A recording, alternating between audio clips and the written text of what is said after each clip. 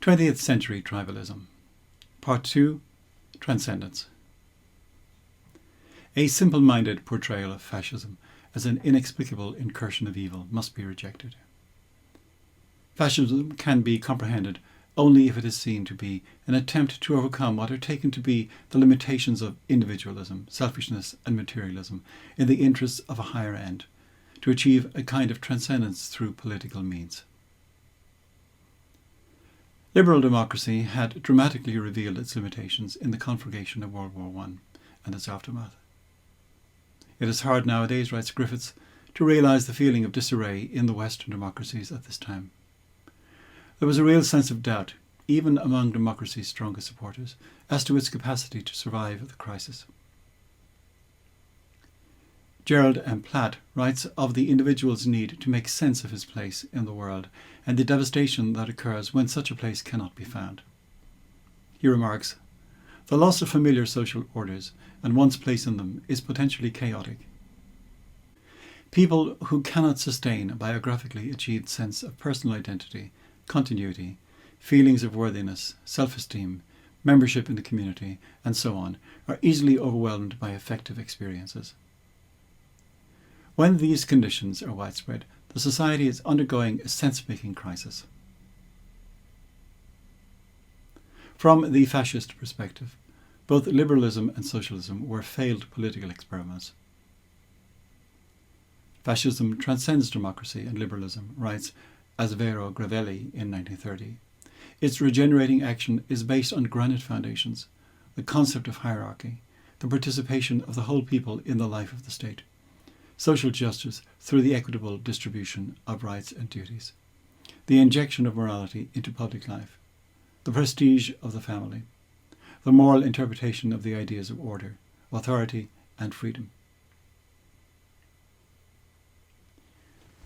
The widespread social, political, religious and personal dislocation and disorientation produced by the First World War and the economic devastation following on from the Great Depression provided the perfect conditions for those proposing to the bewildered masses a way of understanding the current chaos and also, more importantly, a way out of that chaos towards a new and better order.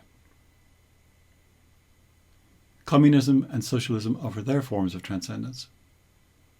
Fascism also offered a form of transcendence, one that took its inspiration from another common experience of the First World War. The war had shown that people from different regions of Italy, speaking different dialects, could sink their differences in pursuit of a common goal. What if the united and concerted action demanded and produced by the war could be reproduced in peacetime and directed positively towards the good of the nation? What could not be achieved if the petty squabbling and the friction produced by each man's pursuit of his narrow self-interests, so evident in liberal democracies, could be superseded by the coordinated cooperation of all for the good of all? Vilfredo Pareto commented that the vast majority of fascists followed a line of conduct to the pursuit of an almost mystical ideal, the celebration of national sentiment and the power of the state, the reaction against pseudo-liberal pacifist and humanitarian forms of democratic ideology. In Italy, he wrote, fascism has succeeded in giving to the nationalist religion the goal of defending the state and brings about social renewal. This is where the essence of the fascist revolution basically lies. Even the home of the brave and the land of the free seems to have been afflicted with doubts about the value of liberal democracy to cope with the post-war problems. President Roosevelt announced in his inaugural address of 4th of March in the fateful year of 1933 that he was unhesitatingly assuming the leadership of the great army of our people, dedicated to a disciplined attack upon our common problems. The militaristic imagery is obvious and worrying, but even more worryingly, Roosevelt went on to say that while he hoped that the normal balance of executive and legislative authority would be adequate to meet the crisis, he wasn't ruling out a temporary departure from that balance, should that, in his judgment, become necessary. To the ears of the historically sensitive auditor, this statement cannot but fail to be resonant of the Führerprinzip of another leader, who also took power in 1933. Roosevelt announced, In the event that Congress should fail to take one of these two courses, and in the event that the national emergency is still critical, I shall not then evade the clear course of my duty that will then confront me. This duty, it seems, would be to ask Congress to give him a broad executive power to wage a war, again note the militaristic language, against the emergency, as great as the power that would be given to me if we were in fact invaded by a foreign foe. Some might think that it would be going too far to describe this as incipient fascism, but if it isn't exactly fascism as we've come to know and love it, it isn't a million miles away from it either. Riddle comments that the fact that the people looked to a single man, that is, to the chief executive, to lead them like a herd, testifies to the recent modern stature assumed by the presidency. Progressive nationalism and total war had resulted in the growth of executive bureaucracy and increasing popular identification of the president as the leader, America's counterpart to Il Duce and Der Führer. In the view of many, then, something new and better was needed in place of the tired and ineffective nostrums of liberal democracy. A veteran of the war, Edgar Jung, wrote in 1927, "A German resurgence demands ideas which are deeper and more in harmony with the German people, calls for a bold act of spiritual renewal so as not to overcome the poverty of German thinking and German impotence." Not just a new political order was needed, thought Ernest Jünger, but a new type of person who would exhibit a contempt for pleasure, a warrior-like mentality, a feeling for virile and unconditional judgments. As is well known, Hitler believed that what had happened in the conduct of the final year of the war and in its political aftermath in Germany with the establishment of the Weimar Republic was a gross betrayal of the German people and a demonstration of national decadence. Indeed, historians have struggled to explain the German army's dramatic reversal of fortune between the end of 1917, when the British and French armies were in total disarray, and, with the withdrawal of Russia from the war, 40 divisions became available for use by the Germans on the Western Front. In his speech to the court in Munich after his failed putsch of 1923, Hitler said, "If the 2 million who lie buried in Flanders and Belgium were to rise from the dead, and be asked whether they would be prepared to recognize the state of affairs brought about by that act of high treason, the establishment of the Weimar Republic, they would all shout, 'Never!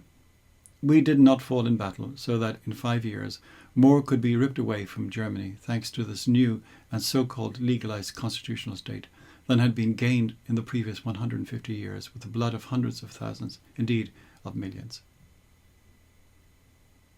What happened at the end of the war was, he said, a crime against the German people, a stab in the back against the heroically fighting army, against the German people, German freedom, and the German nation.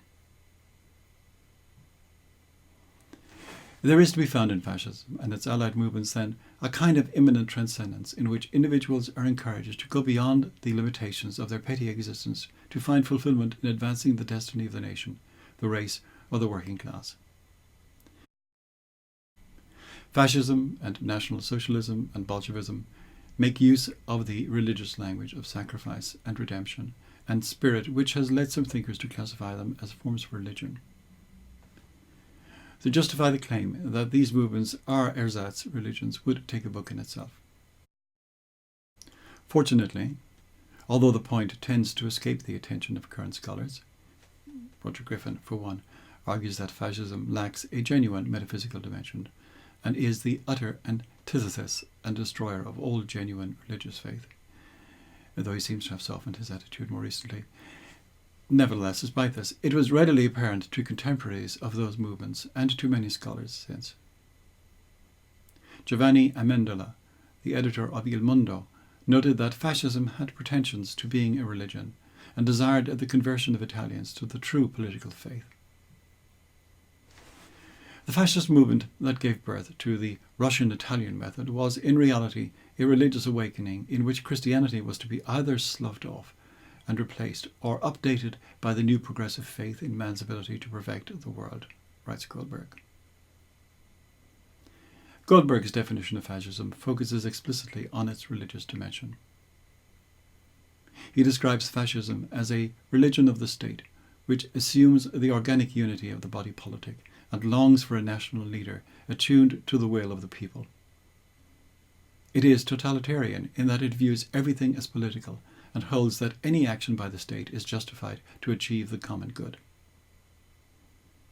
It takes responsibility for all aspects of life, including our health and well-being, and seeks to impose uniformity of thought and action, whether by force or through regulation and social pressure. Everything, including the economy and religion, must be aligned with its objectives. But it wasn't only opponents and critics of fascism and National Socialism and Bolshevism that characterized them as secular religions. In 1925, Mussolini spoke of himself as a messiah who had begun by talking to 50 disciples and who then went on to evangelize many more with faith, devotion and sacrifice. While in the same year, Hitler compared himself to Christ, who, according to Hitler, rose in a rotten world, preached the faith, was at first scorned, and yet out of this faith a great world movement had been made. Fascism and National Socialism and Bolshevism had in common what they rejected: a consumerist materialism, a selfish and unpatriotic classical liberalism, and an ineffective and decadent democracy. They castigated the desire for liberty and equality and happiness as small-minded and bourgeois when compared to the challenge of service, devotion and discipline required of the patriotic citizen. In his Berlin speech, in addition to the virtues of discipline, courage, tenacity, patriotism, Mussolini demanded from youth scorn for the comfortable life. Oswald Mosley, the leader of the British Union of Fascists, wrote in 1935 that you find in fascism, taken from Christianity, the immense vision of service, of self-abnegation, of self-sacrifice in the cause of others, in the cause of the world, in the cause of your country, not the elimination of the individual so much as the fusion of the individual in something far greater than himself. The appeal of fascism and National Socialism was, in the end, grounded in a kind of transcendence, a call to go beyond the narrow and petty limits of one's individual needs and desires to further the cause of something greater than oneself, whether that cause was the folk, or the state, or the nation, or the race. The attraction of this challenge to rise above oneself is perfectly understandable. Many people live lives of outstanding ordinariness, from which they try to escape in different ways. Standard operating practice here is, of course, the consumption of large amounts of alcohol, with drug taking as an increasingly popular option as well. Some people live for Saturday afternoon football, when they can lose their identity and become part of their team, experiencing joy or despair in a way not otherwise possible for them. Some people seek escape from the tedium of daily life in the vain search for the perfect sexual experience, or the even vainer search for the perfect sexual partner. Others in the never-ending pursuit of wealth and fame, or yet more wealth, or yet more fame. History and literature testify to the fact that many people experience their own selves as fleeting and insubstantial, and their lives as basically meaningless. As Prospero says in Shakespeare's Tempest, "Our revels now are ended. These are actors, as I foretold you, were all spirits, and are melted into air, into thin air." And like the baseless fabric of this vision, the cloud-capped towers, the gorgeous palaces, the solemn temples, the great globe itself, yea, all which it inherit, shall dissolve, and like this insubstantial pageant faded, leave not a rack behind. We are such stuff as dreams are made on, and our little life is rounded with a sleep. Given the fragility and seeming insubstantiality of their lives, people seek to attach their evanescent selves to something greater and more significant than their petty egos, something more important, more permanent and lasting. Giovanni Gentile defines political religion as a form of sacralization of politics of an exclusive and integralist character. It rejects coexistence with other political ideologies and movements, denies the autonomy of the individual with respect to the collective, prescribes the obligatory observance of its commandments and participation in its political cult, and sanctifies violence as a legitimate arm of the struggle against enemies and as an instrument of regeneration. Note these points well. Political religions, including fascism and National Socialism, are committed to the intolerance of political alternatives, the rejection of individual autonomy, and the prioritization of the collective, an insistence on obedience and the use of violence to achieve their objectives. Furthermore, fascism is a jealous God who will suffer no other God before it, so that its intolerance extends beyond the boundaries of the merely political to include any rival centre of authority. It adopts, says Gentile, a hostile attitude towards traditional institutionalized religions, seeks to eliminate them or seeking to establish with them a relationship of symbiotic coexistence, in the sense that the political religion seeks to incorporate traditional religion within its system of beliefs and myths, assigning it a subordinate and auxiliary role. Eric Voegelin, too, characterizes political ideologies as efforts to create quasi-religious communities that are, however, divorced from any real connection with the transcendent and turned inwards immanently instead of transcendently outwards. Class, state, race or nation, all are tried as God substitutes. Many of the ideas that informed fascism were, so to speak, in the air in the 19th century. But the attempted religionization of politics goes all the way back to the French Revolution and to Rousseau.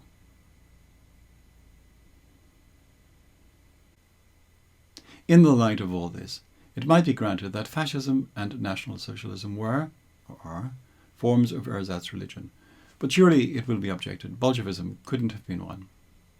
Alas, yes. Marcin Kula writes, although communism always fought against religion, paradoxically, it came to resemble it in a number of ways. It is an indisputable fact, he says, that communism was never and nowhere free of quasi-religious elements. Bolshevism is in many ways an imminent Manichaean Christian heresy, a struggle between good and evil forces, but with those forces firmly located in the here and now, with the inexorable dynamic of history playing the role of providence. Peter Grieder writes, it is perhaps helpful to conceptualize National Socialism and communism, particularly during the Stalinist period, as political religions. The titanic totalitarian movements of the 20th century can usefully be interpreted as attempts to re-deify a godless universe through the worship of new, and as it turned out, false gods. With regard to communist ideology, both former proponents and opponents subscribe to this view. The party was to communists what the medieval church was to Catholics, the source of all truth and redemption. As for the Nazis, it is virtually certain that they would have tried to supplant Christianity with their own quasi-religious Völkisch ideology if they had won the war. If there is a religious side to fascism and National Socialism and Bolshevism, there is also a much more obvious, mundane and less contentious side to these movements. The second of Gentile's four-point characterization of fascism was its rejection of the autonomy of the individual with respect to the collective. This point is, I believe, the most politically significant of all, and the one most relevant to the effect such movements have on our freedom. Fascism, National Socialism, and Bolshevism, in their different ways, are all forms of collectivism for whom the individual is nothing and the collectivity everything, a claim encapsulated in the fascist saying, everything for the state, nothing against the state, nothing outside the state. Fascism, writes Gregor, aspired to a complete identification of the individual and the collective will. Much the same point is made by Llewellyn Rockwell in his study Contrasting Fascism and Capitalism, when he notes that the state, for the fascist, is the instrument by which the people's common destiny is realized, and in which the potential for greatness is to be found. Individual rights and the individual himself are strictly subordinate to the state's great and glorious goals for the nation. Bolshevism, fascism, and National Socialism all deny the priority of the individual. Without society, the individual is not really an individual, isn't truly human, and cannot be so unless the interests of the totality and the individual ultimately coincide. On this point, Bolshevism, fascism, National Socialism, and even the more extreme variants of communitarianism all meet. Does fascism then submerge the individual in the group? No, replies Alfredo Rocco, the fascist Minister of Justice in 1925. It does not submerge the individual in the group. It merely subordinates him but does not eliminate him. For fascism, society is the end, individuals the means, and its whole life consists in using individuals as instruments for its social ends. Fascism faces squarely the problem of the right of the state and the duty of individuals. Individual rights are only recognized insofar as they are implied in the rights of the state. One might well wonder just how much of substance is left in the individual once he has been subordinated, treated as a means to an end, instrumentalized, and granted only those rights that the state is prepared to give him. With friends like this, fascism scarcely needs enemies.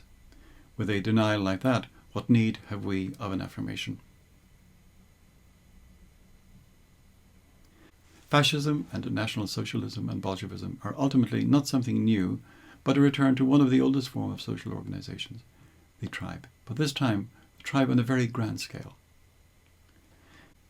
In her essay, The Roots of War, Ayn Rand wrote that the ideological root of statism or collectivism is the tribal premise of primordial savages who, unable to conceive of individual rights, believed that the tribe is a supreme, omnipotent ruler, that it owns the lives of its members and may sacrifice them whenever it pleases to whatever it deems to be its own good. The battle, as always, is between the collective and the individual, and it does not matter if the individual is subsumed by the state, the race, or the collective, whether individual liberty is crushed by welfare socialism or National Socialism, writes Riddle. The individual had to be persuaded that what he was really was his people, his nation, his party, and his state. Not only are Nazism and fascism new forms of tribalism, they are also, to use Christian categories, forms of idolatry, conflating the created with the creator, a small piece of the spatio-temporal world with the divine.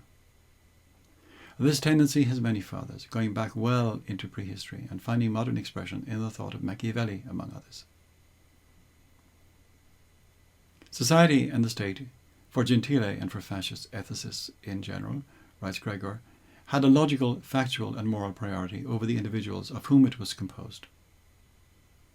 The collective is prior to the individual. The state is absolutely sovereign. There are no limitations to which it is subject. The liberal distinction between society and state is a distinction without a difference. Without the state, there is and can be no society. Social life without the state would be impossible. The Marxist distinction between the state which governs men and the non-state of the communist future which will govern things was, for Mussolini, devoid of meaning. Gregor emphasizes the importance of myth, a Sorelian myth of course, which facilitates the collectivization of the individual. The sentiments of collectivities are influenced by emotive persuasion. As a consequence, an organizing or functional myth is generated which captures the collective imagination. Such a myth is a collection of propositions, neither necessarily consistent nor true, that effectively mobilize sentiment. Their chief function is to reduce the collective will to obedience. The priority of the collective over its constituent members was, as we have seen, characteristic of Greece and Rome. Not even Aristotle was able to escape the gravitational tribalism of the polis, and Plato, of course, had no desire whatsoever to attempt an escape, but fully returned its embrace. For Mussolini, the nation had its own moral being as a kind of metaphysical parent, whose children we are, and on whom we depend for our very existence. Individuals are products and not creators of society and the state. For the fascist, freedom is activity in conformity with law, a law determined by the guardians of the nation. This elevated conception of liberty is contrasted favourably with the vulgar liberal conception of freedom as mere instinct or caprice or choice.